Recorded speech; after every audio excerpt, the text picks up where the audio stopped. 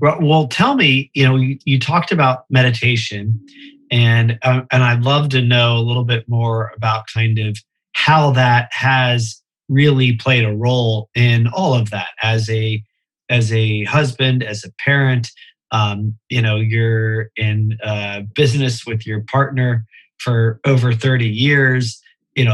Clearly there's a lot of deep breaths and grounding and mindfulness and everything else that that comes from meditation. So talk to me a little bit about kind of your practice and the role that it's played in your life. Mm-hmm.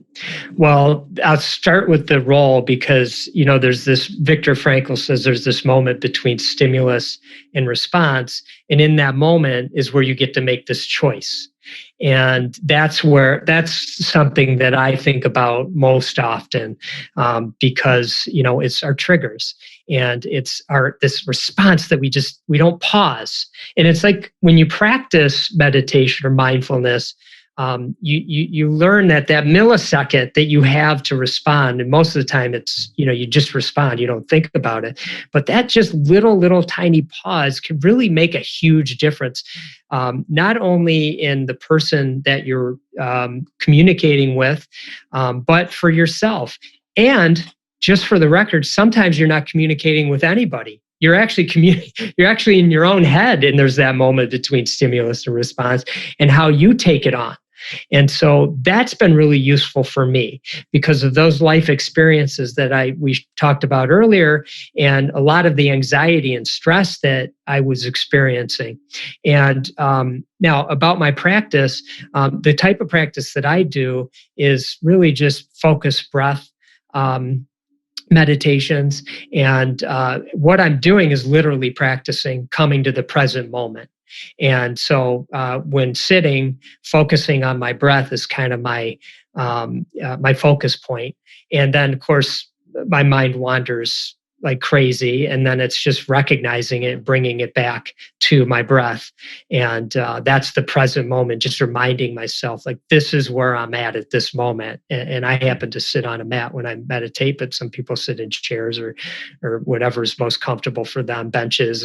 And so that's what I'm working on constantly. And I'll never be able to stop that practice. I'll always need to practice that because it's when you're using it in your day-to-day life, it's not easy, even with lots of practice.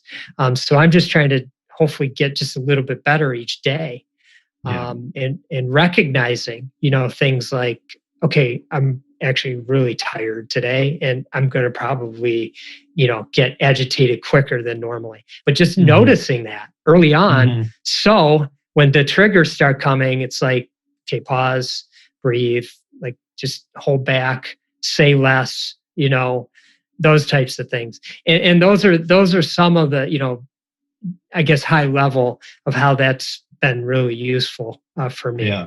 I've been doing this for 16 years, and that's a lot of people when they ask me questions about meditation. I know you know a lot about this, but they feel like, oh, I can't stop my thoughts. I should be going, like, that should be my time to sort of escape and, kind of be in like La La Zen land or something, floating, feel good. And I always say it's actually quite the opposite the way I practice. It's all coming in. It's all the things that have been suppressed throughout the day, throughout the week, throughout the month. And it's just showing up, and I'm ruminating, and it's hard. It's things I actually don't want to think about that are entering in, but they're there. And we need to release them and look at them without judgment. Just let them be, and then come back to the present moment, focusing on your breath or a mantra if you have that, or whatever is the thing that works best for you, and recognizing how beautiful this moment is. And that's really all you have. And the more I remind myself of that over this past 16 years, the more I appreciate things like being able to be connected to you at this moment and have this deep conversation, and how beautiful that is in my life. And what an amazing thing that I get to do something like this with my day. I don't take that for granted like maybe I would have in the past. Yeah. Yeah. And thanks for saying that. And that was kind of what I was going to hop in on. There's this really layered, there's so many layers to it. There's so much depth to it. And I often think that people get a little frustrated, like you said, that, they're not doing it right, or that it's too hard, or it's not for them. I get that, some things aren't for everybody. Um, I'm a little biased because I kind of think meditation is for everybody, if I'm being honest. But I think that it's the layers of it that make it hard. And that, one of the mantras that transcendental meditation, which is my practice, preaches is that you get whatever you need.